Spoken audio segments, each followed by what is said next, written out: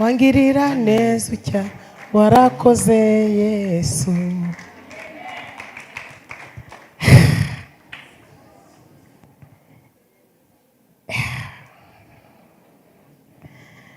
Reka nsabe umutware ari ubanza. Nabuze aho nahera ndi kugira ngo manze mukopere. Yesu nashimwe. Twatangiriye ku cyiciro cy'uko twamenyanye.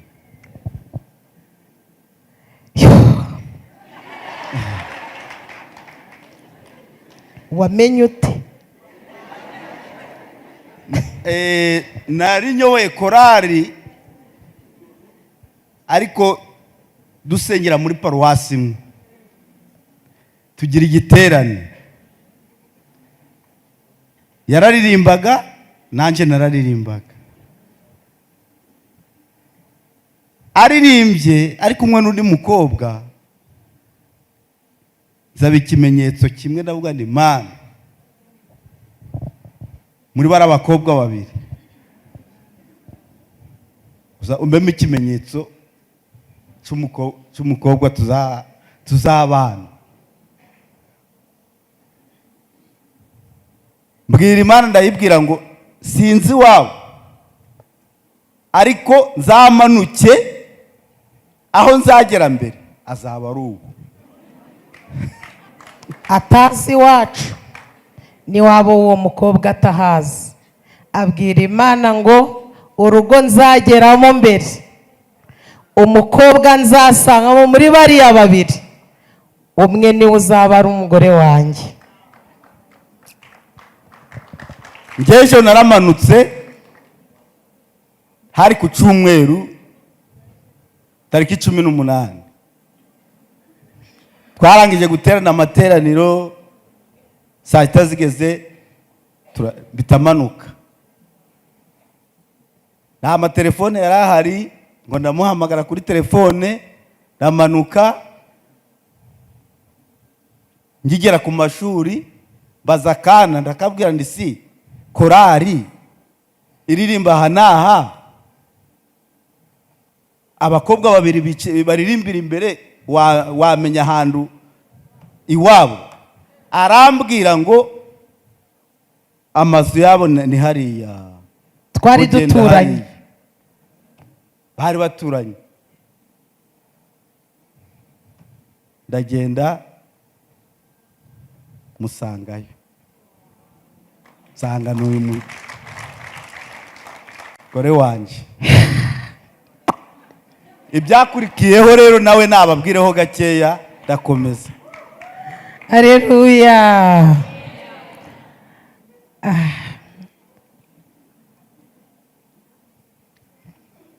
Imana inshoboze, kubera ibyishimo mfite ndabuze aho nahera, ariko ndabizi neza ko Imana irabinshoboza. Yesu ashimwe. Haleluya. Ndashima Imana ituzi amazina, ikamenya aho dutuye, ikamenya itangira ryacu, ikamenya n'iherezo ryacu. Ngewe nari narasenze mbwira Imana ngo Mana, ko nge natangiye gukorera Imana ndi muto, natangiye ivugabutumwa mfite imyaka 9. Mbwira Imana ngo Mana, nkeneye kuzama umugabo utazabangamira ivugabutumwa, uzanshigikira akambera amaboko mu ivugabutumwa.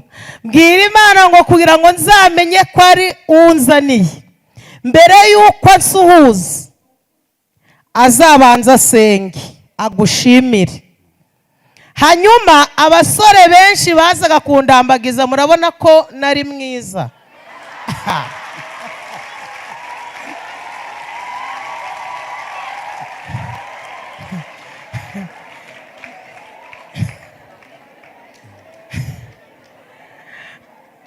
Noneho abasore bose baje kundambagiza, nkabona bahise bampobera, badasenze, kavuga ni toka. Hanyuma rero we akinjira mu nzu, naravuze nti reka ndebe ko nawe araba nk'abandi. Akinjira mu nzu akimbona, mbere y'uko andamutsa yarambuye amaboko arasenga atarandamutsa, abwira Imana ngo ndagushimiye ko ibyo nagusabye ari byo umpaye. Nanjye nahise nsenga nshimira Imana, ndayibwira nti ndagushimira ko ibyo nagusabye ubikoze. Mpita muhobera. Ngaho vuga ukuntu wansabye urukundo guhangara umugore w'umuvugabutumwa. Icyo gihe nari ndi umuvugabutumwa ndi n'umuhanuzi, ariko nawe yari umuhanuzi ariko murenzeho gato. Nanjye nari narabwiye Imana ngo igomba kumbereza umugore w'umuhanuzi ukijijwe. Navuyeyo ngeze mu rugo mbwira mukecuru yarasengaga cyane, ndamubwira ngo hari umukobwa nabonye umusengere. Bukeye mu gitondo mukecuru arambwira ngo, ntabwo namubwiye amazina, amuvuga amazina yombi, aramubwira ngo ni Nyirapasika Vestine uwo mukobwa wagiye gusura.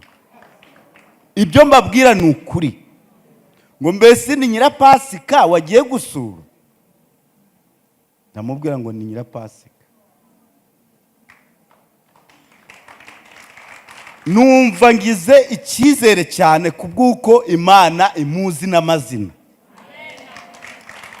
Burya twese uko turi hano Imana ituza amazina. Rero narahageze kuko musaba urukundo, ndamubwira ndi niba nda wundi musheri ufite numva twazabana tugashyingirwa. Nahise nemera, ntabwo namugoye. Yahise yemera kuko nari mfite ibihamya. Tuvuye ku icyo cyiciro rero tugere ku cya kabiri, kuko iminota muba mwaduhaye abarukuwa ngo tuyije. Yego. Tugeze ku cya kabiri, turashyingiranywe, dukora ubukwe baramunkopa. Wakoze ubukwe izuba riva. Ariko dusubiye inyuma gakeya, musaza we yamaze kumenya ko ndi kumurambagiza, arambwira ngo imodoka zizaza mu ubwo bukwe bwose njyewe nzazitanga, kubera ko nabonye uri umusore w'umunyamasengesho.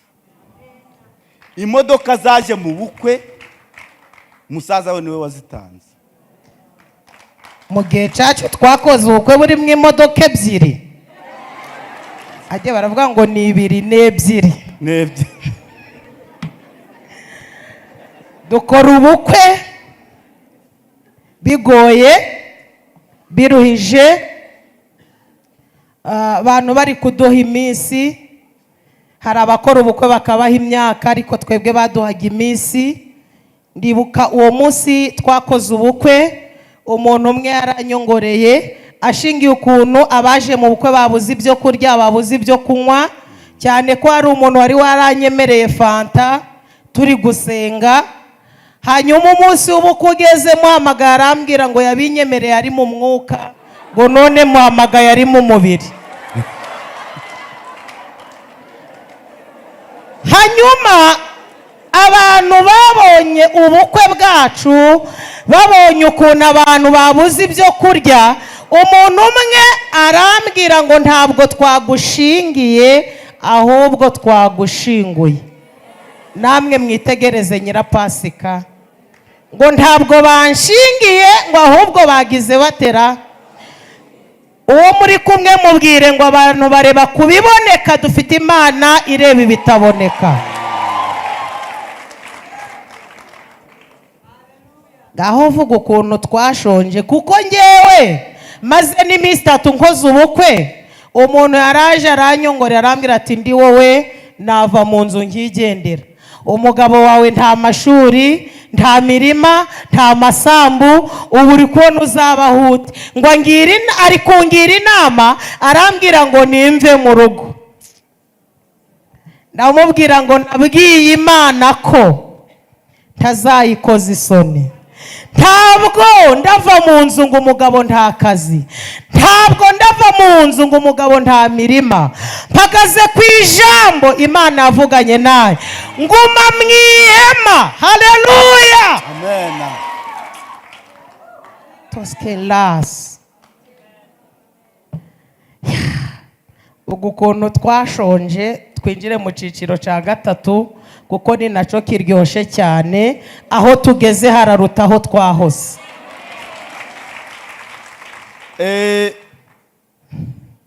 Twagize inzara, turasonza,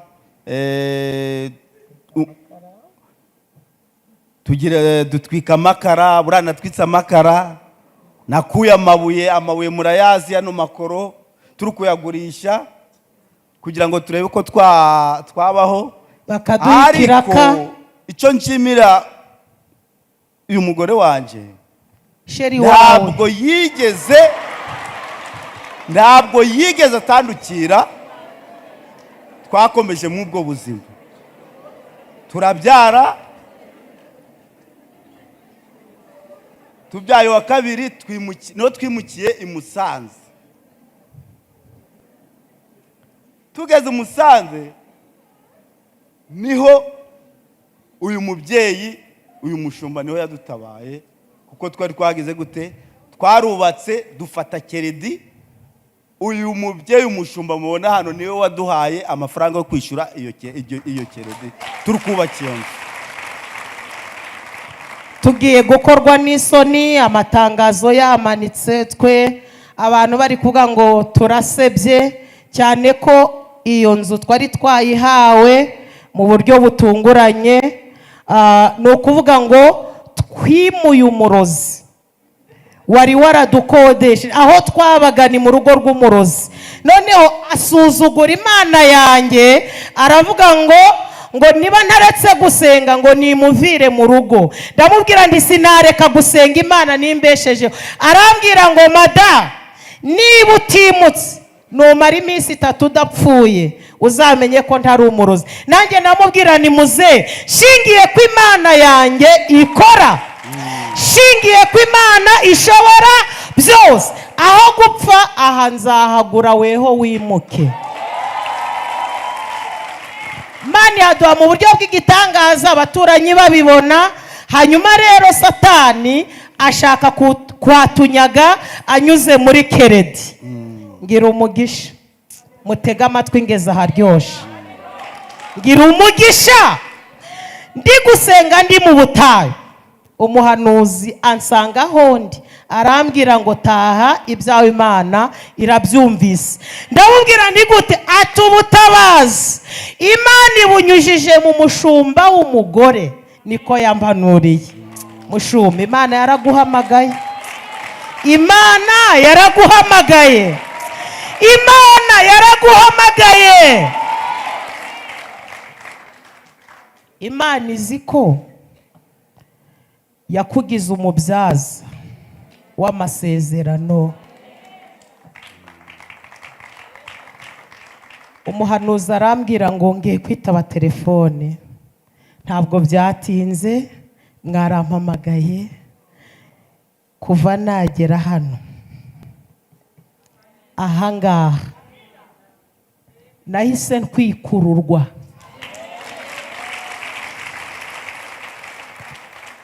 Narabyaraga ngatoroka ibitaro, nabuze ayo kwishura. Mbyaye umwana wa mbere, musaza wanjye niwe wamuguriye imyenda. Ariko nkigera hano ideni ryarishuwe, isura ya Nyirapasika ihita igaragara.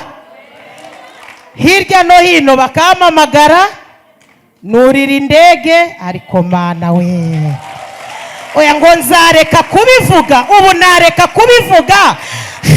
nareka kubivuga gute mubyeyi? Imana yaraguhamagaye, reka nongere mbisubiremo.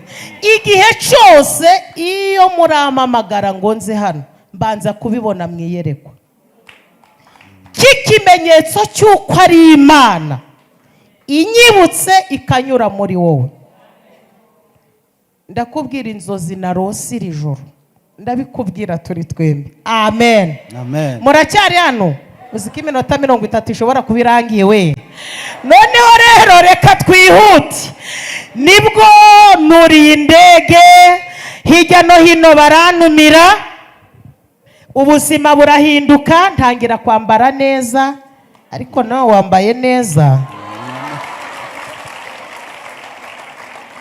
Abana bacu bariga, ntabwo byarangiriye aho. Umushumba tugeze Dubai,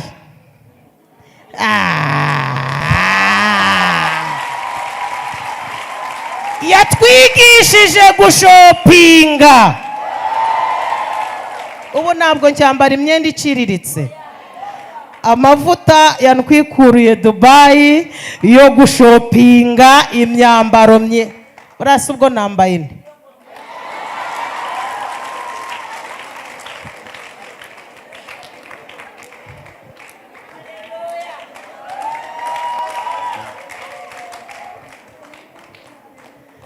Hanyuma Imana yo kabyara, amavuta akuriho, yubaka n'ingo, atwigisha kwambika abagabo bacu. Numvaga ko nambaye ngenyine birangiye, ariko yaravuze ngo mwakire mugurire n'abagabo banyu.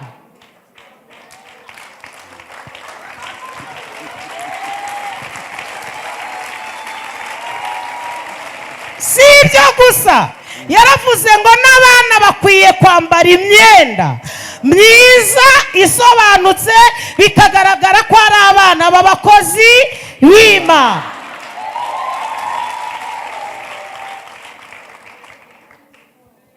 Si ibyo gusa, ngewe nabonaga umugabo n'umugore bicaye mu modoka, umugabo atwaye umugore, kabona ko twatari ibyacu. Ariko mushumba, ya modoka mwaduhaye yahise ifungura imigisha.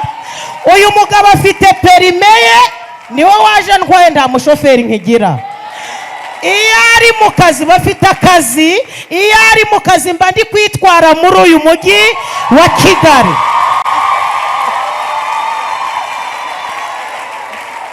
Ndagira ngo abagore mbabwire ko dufite Imana idukuraho igisuzuguriro, kandi Imana inyurira mu bakozi bayo. Imana izagusura inyuze mu mukozi wayo. Dusabwa kumvira edotiska fepobres hai onehoske fone. Tukumvira abashumba, amavuta Imana yabashizeho niyo atutuma toske fodentro odiske fa tugaragara, tukisobanukirwa. Narinzi ko gutwara imodoka ari by'abagore b'abanyamugi bavukiye i Kigali, ariko n'abavukiye ku Kabatwa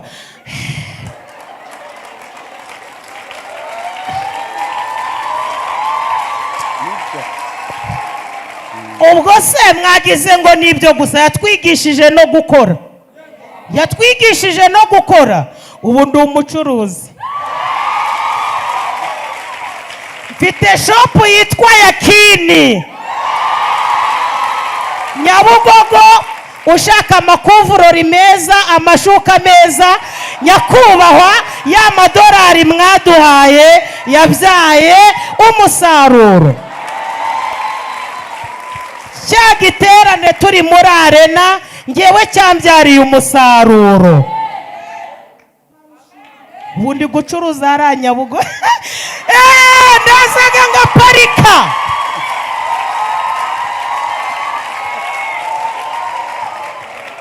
Mureke mbabwire, aya mavuta yatumye urugo rwanjye rusobanuka. Biba bigoye kuba uri umuvugabutumwa ukagira umugabo ugushigikira. Ariko uyu mugabo yaranshigikiye agera ku rwego ambwira ngo ndifuza ko aka kantu reka nkavuge.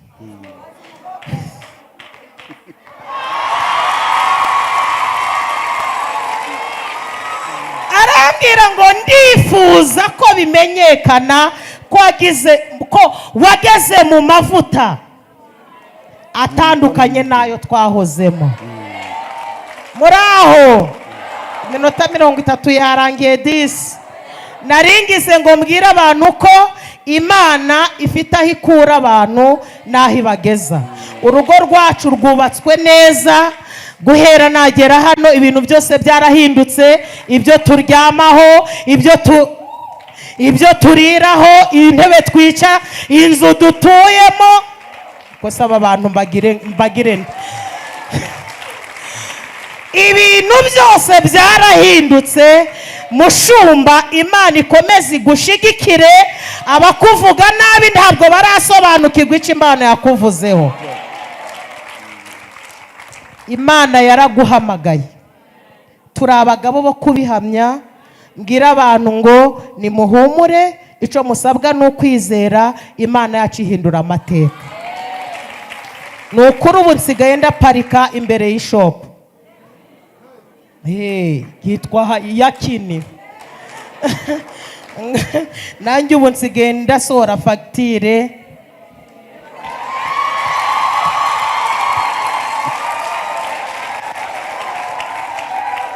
Ukwezi kumwe nabonyemo provisoire, mbonamo na perime kubera amavuta. Imana imuha umugisha. Ndagukunda. Kuvuga ko ngukunda mba numva ikinyarwanda ari gito, ariko ndabizi neza ko Imana izi ko ngukunda. Uyu mugabo nawe arabizi. Nabwira nti mfite umubyeyi, dufite umubyeyi, kandi uzakomeza kutubera umubyeyi. Ntabwo uzicuza kuba waranshizeho amaboko, ntabwo uzicuza. Ntabwo nzakubera ikirumbo, ntabwo nzakubera umukobwa mubi, ntabwo nzakubera umukobwa w'igishoshwe. Mushumba Ella Ote, urugero rwiza. Ibyo wantoje nzakomeza kubyubaha. Imana iguha umugisha. Mwese ndabakunda. Protokoli bano ndayubaha. Uko mwita ku bantu ndabakunda. Mwese Imana ibaha umugisha. Sheri wanjye nawe ndamukunda. Ndamushimira ko ashigikira mu ivugabutumwa. Ndamushimira ko atuma nkomera. Nabirinduka nkamenya ko ndi kumwe n'umuntu. Biba bigoye kujya kuvugira Imana waraye ku nkoni. Murabyumva? Ntabwo washobora kuvuga Imana neza waraye ku nkoni. Ntabwo washobora kuvuga Imana neza wararanye n'umugabo wasinze. Ariko ndagushimira ko wakomeje kunshigikira. Imana ibaha umugisha. Turi abanyu, tuzakomeza kubakunda. Imana ibaha umugisha. Amen.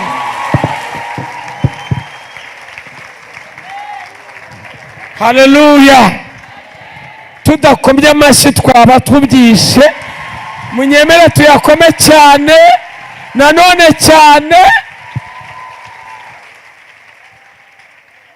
Ntabwo umushumba tuzamubera ibirumbo, ntituzigera dutakaza umuco mwiza n'agakiza yadutoje. Ababyemeye muvuge ngo amen.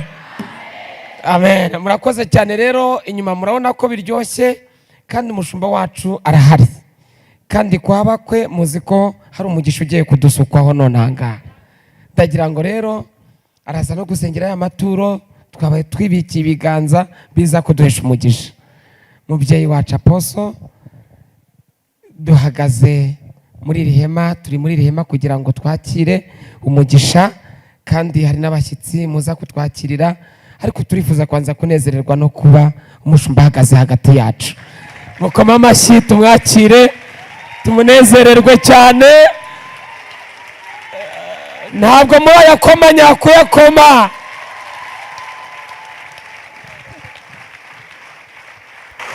Haleluya. Ntabwo haragera ko duhoberana, ariko pepera umuntu uri buryo n'ibumoso, imbere n'inyuma. mubwire ngo Imana iguhe umugisha. You can wave to your left on your right and tell him or her, may God bless you.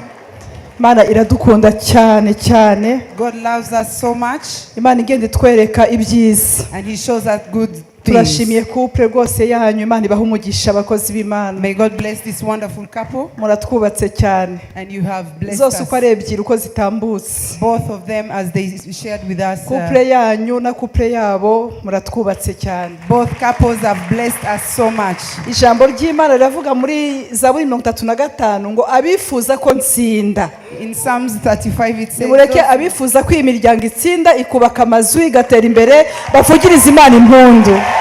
shout a loud noise for the Lord if you want these families to prosper.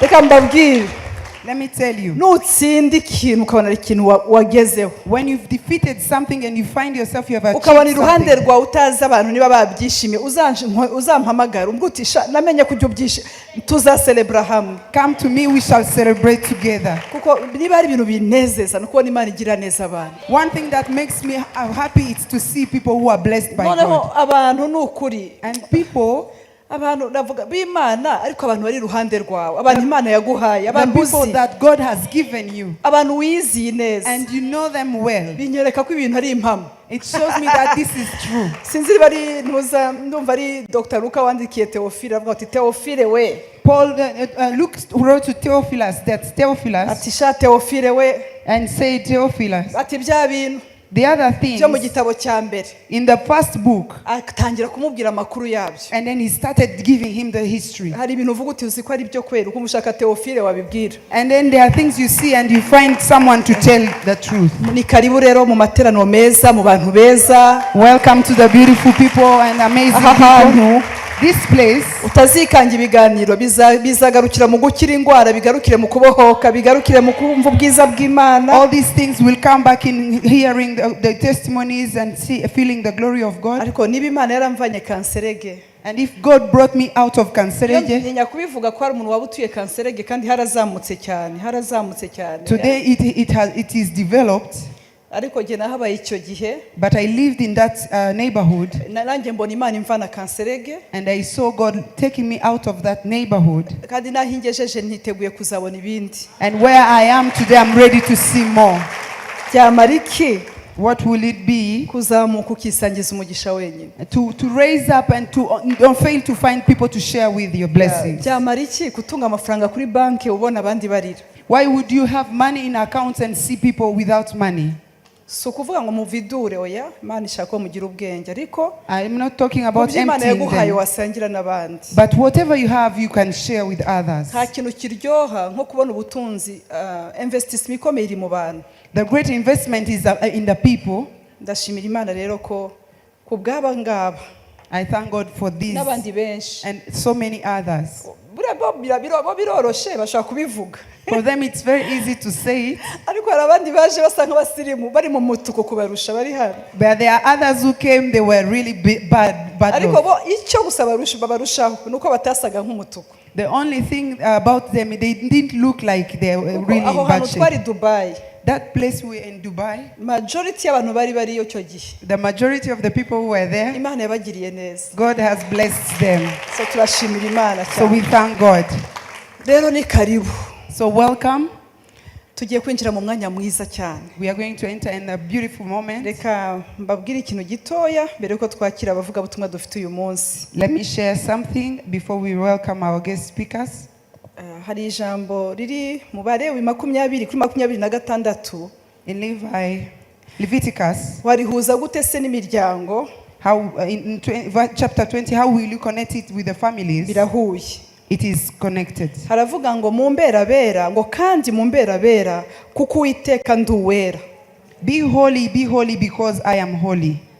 Nabatandukanyije n'andi mahanga kuba banjye. Ni Abalewi 20:26. It is 20:26. chapter 20, verse 26. You are to be holy to me because I am. The Lord am holy. Mumbera kuko nduwera. You are to be holy to me because I, Nabatandukanyije n'andi mahanga. I have set you apart from the nations. narabagiriye neza mbaha agakiza, I have blessed you with salvation, mbakorera ibitangaza, and I did miracles mbashyira ku ruhande and set you apart kugira ngo muba abanjye. for you to be my nations. Numvise nshaka gusaba imiryango iri kunyumva, waba uri urubyiruko, waba wubatse, mumbabare turwane intambara. Ushobora kuba utazi guteka, bashobora kukwigisha gusasa ntubishobore, ihema rishobora kuzarangira utamenye gusasa, ariko mwana habaye You may be in a family or you are single. They may teach you how to cook or you may end ndebera umuntu up mwicaranye distant. uti ihema rishobora kuzarangira rwose guteka byanze. We may end this month before you even learn how to cook. Iri hema rishobora kurangira ibijyanye na bwa buryo You may end it this month in a way, ariko mu bintu byose but among all the things that you heard, basigerageza kuba uwera. try your best to be holy. Mu mbera kuko ndi uwera. Be holy because I am holy. Ndashaka kubabwira akantu kamwe nzabaha ibanga, ntabwo ndi umwere, ariko nahisemo mu buzima bwanjye, ni témoignage iri personnel. Nahisemo kuba umuntu wiyeguriye Imana.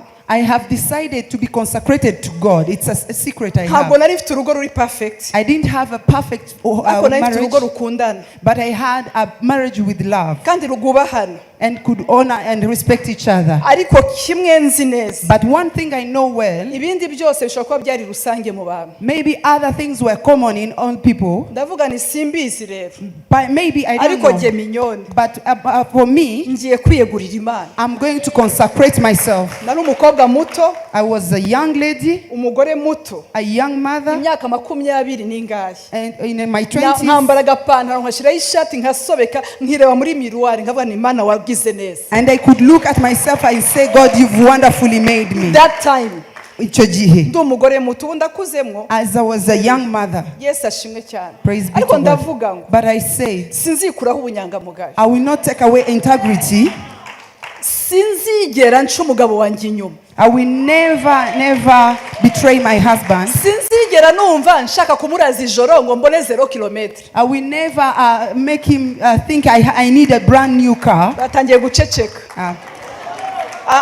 Ibyo Those things, ntazata umutwe ngo jyewe he should not be in a worry because of me. nambaye ikanzu imwe I wore one dress kuko indi narayibibye maze gukizwa nkagira ngo Imana izansubiza vuba, ntiyansubiza vuba. because I had sold that first. I had two dresses. I gave one thinking God will reply Ikanzu to imwe me first. nkayihindura n'indi ya bleu iri ya vert, ndabyibuka. I could pray and change the colors of the dress, Ariko numva ndanyuzwe, but I was contented, ndanyurwa, and I was contented. ariko niyegurira Imana. But I also consecrated Ni icyo myself, bita gusenga no kuyiyoboka. and I prayed and consecrated to Ni Him. icyo bita kubaho mfite amakuru y'urugo rwanjye. I lived with the information of my house. Bene data ntibazakubeshe, kimwe umuntu iyo afite umuntu usenga mu rugo, When you have someone who is prayerful in your house, mugenzi wawe hari ukuntu yubaha Imana, your atinya Imana. partner honors God. Hari n'ibintu nawe There are other things utinya gukorera mugenzi wawe. you fear to do to your partner because of that. Hari ibintu byanyoroheye kubabarira umugabo wanjye nawe kumbabarira, ariko byanyoroheye kuko nari niyunze n'Imana. There are things that was easy for me, like forgiving him because I was honoring God. Byageze igihe ndavuga ngo Mana, we uyu ntabwo ari umugabo wanjye, ni mwene data, ni ikiremwa, ni mission ndiho, uyu ndi umumissionnaire muri uru rugo. I got to a point when I said I'm missionary in this marriage. Ibi bintu rero kugira ngo bishobore ni ukwiyegura Imana, ukitandukanya, ukava mu bigare. For you to be able to do that, you need to consecrate yourself and set yourself Ukumva apart. amakuru Imana iguha kurusha y'abantu baguha. And you hear from God more than you hear from people. Icyo kintu cyaramfashije, niba ari umumama bigiye gufasha avuge ngo amina. And it helped me so much. I wish it could help you too. Ndashaka kubabwira ngo kwera, I want to say, being ubuzima holy, bwera, holiness, ubuzima bwera a life of holiness bwishura minervare z'abana. pays the tuition of your Ubuzima children. bwera. A life of holiness Muvana abana hamwe mukabazamura. Najyaga mbara minervare z'abana bacu. I used to count the tuition of our children. Ni gute twebwe I could wonder how us, ushobora kubona abana biga ngo muri ya mashuri ntavuze ndanga kuvuga birebire ya yandi bajya babara ku isi, among the best schools in the world, ariko twarabibonye kubera Imana. but we have seen it happening because of God. Ndavuga ngo Mana, nanjye nzakwihambiraho, And I said I will hold on to you. ibindi wabikora utabikora njye nzakwihambiraho. Either you do it or not, I will stick with Nigeze you. kwibwira ngo ndabona muri iyi minsi utankunze wagira ngo ndakwihambiraho, ariko sinzakuvaho, nzakwihambiraho ngaho ndebe icyo uzankora. And I said one day, God, I don't think you know this, but I will stick on you. Ariko nabonye Imana, And I said, God, nabonye Imana cyamunara zahageze zikavaho. I saw God when auctions were about to Nabonye happen. Imana inzandiko zavuye muri banki zose zigashishuka zikavaho. I saw papers torn from the banks, but they stopped. Nabonye aho Imana imara stress umugabo akava hanze agasanga Yesu yarabikemuye. I saw where God healed stress for a husband when God has done miracles. Kubera iyi verse mu mberabera kuko nanjye nduwera. Because of this verse that says, be holy because I am holy. Reba uwo muntu mwicaranye mubwira uti ubu wera Imana izakurwanira ube mu buzima bwera. Tell your neighbor, live a holy life in holiness.